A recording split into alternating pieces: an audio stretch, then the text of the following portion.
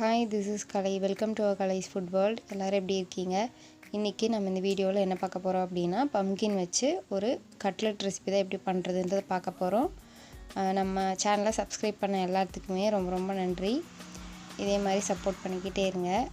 and இப்போ இத எப்படி பண்ணலாம்ன்றத வாங்க இந்த வீடியோல பார்க்கலாம். அதுக்கு நான் வந்துட்டு ஒரு half pumpkin வந்து நான் இது போல கட் பண்ணி எடுத்துட்டு அது மேலே இருக்கிற தோலையும் வந்து எடுத்துட்டு நம்ம வந்து ஃபுல்லா வந்து நல்லா வந்து துருவி எடுத்துக்கணும்.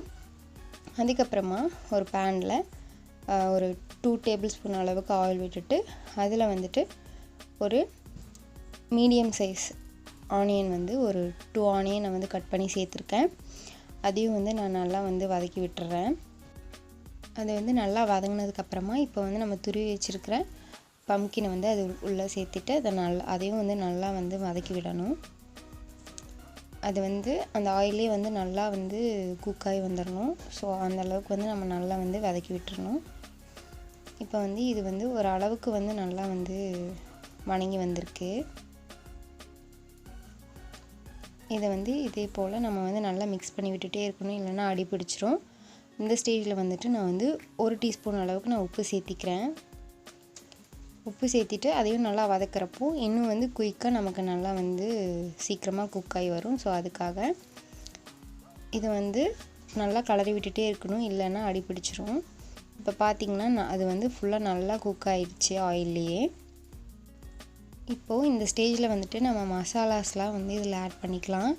1 டீஸ்பூன் கரம் மசாலா, அதுக்கப்புறமா வந்துட்டு ஒரு 1/4 டீஸ்பூன் மஞ்சள் தூள், 1 டீஸ்பூன் மல்லித்தூள், 1 டீஸ்பூன் மிளகாய் தூள், இதெல்லாமே சேர்த்துட்டு அதை நல்லா வந்து வணங்கி வந்ததுக்கப்புறமா அதை வந்து நல்லா ஆற விட்டுறணும். ஆறினதுக்கப்புறமா இதில் வந்து நம்ம ஒரு 1/2 கப் அளவுக்கு ப்ரெட் க்ரம்ஸ் போடணும்.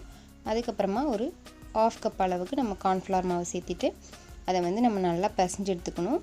பிசைஞ்சு எடுத்துட்டு அதுக்கப்புறமா ஒரு நல்லா வந்து உருண்டை பிடிச்சிட்டு, அதாவது ஒரு ஸ்மால் பால் மாதிரி பிடிச்சிட்டு அதை வந்து இது போல் வடை மாதிரி தட்டி எடுத்துக்கணும். இது மாதிரி வடை மாதிரி தட்டி எடுத்துட்டு அதுக்கப்புறமா நம்ம கார்ன்ஃப்ளவர் வந்து கொஞ்சமாக வந்து நான் வந்து தண்ணி ஊற்றி கரைச்சி வச்சுருக்கேன். அதையும் போட்டுட்டு நல்லா வந்து டிப் பண்ணி எடுத்துட்டு அதுக்கப்புறமா ப்ரெட் க்ரம்ஸில் அதை வந்து போட்டு நல்லா வந்து அந்த ப்ரெட் க்ரம்ஸில் ஃபுல்லாக வந்து அந்த மசாலாவோடு பிடிக்கிற அளவுக்கு நம்ம வந்து நல்லா டிப் பண்ணி எடுத்துக்கணும். இது போல் நல்லா வந்து டிப் பண்ணி எடுத்துகிட்டு இப்போ வந்து ஃப்ரை பண்ணிடலாம். ஒரு தோசை தவாவில் நம்ம வந்து கொஞ்சமாக ஆயில் வந்து நான் தேய்ச்சிருக்கேன்.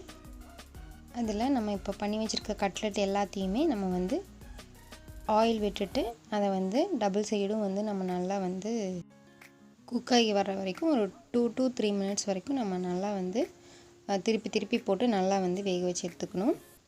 ஏன்னா ஆல்ரெடி நம்ம வந்து ஏன்னா எல்லாமே வந்து வேக வச்சு தான் வந்து நம்ம மசாலா பண்ணியிருக்கோம். ஸோ வந்து உள்ளே வேகணும்னு அவசியம் இல்லை. பட் மேலே இருக்கிற ப்ரெட் க்ரம்ஸ்லாம் வந்து நல்லா வந்து ரோஸ்ட் ஆகி வரணும், அந்தளவுக்கு இருந்தால் போதும். இப்போது நம்மளோட சூப்பரான பம்ப்கின் கட்லெட் ரெடி ஆயிடுச்சு. இப்போ வாங்க சாப்பிட்லாம். உங்களுக்கு இந்த வீடியோ பிடிச்சிருந்துச்சுன்னா நம்ம கலைஸ் ஃபுட் வேர்ல்டுக்கு சப்ஸ்கிரைப் பண்ணிக்கோங்க, லைக் பண்ணிக்கோங்க, அண்ட் உங்கள் ஃப்ரெண்ட்ஸ்க்கும் ஷேர் பண்ணுங்கள். கண்டிப்பாக வீட்டில் ட்ரை பண்ணி பார்த்துட்டு எப்படி இருந்துச்சுன்னு கமெண்ட் பண்ணுங்கள். தேங்க்ஸ் ஃபார் வாட்சிங். Bye bye.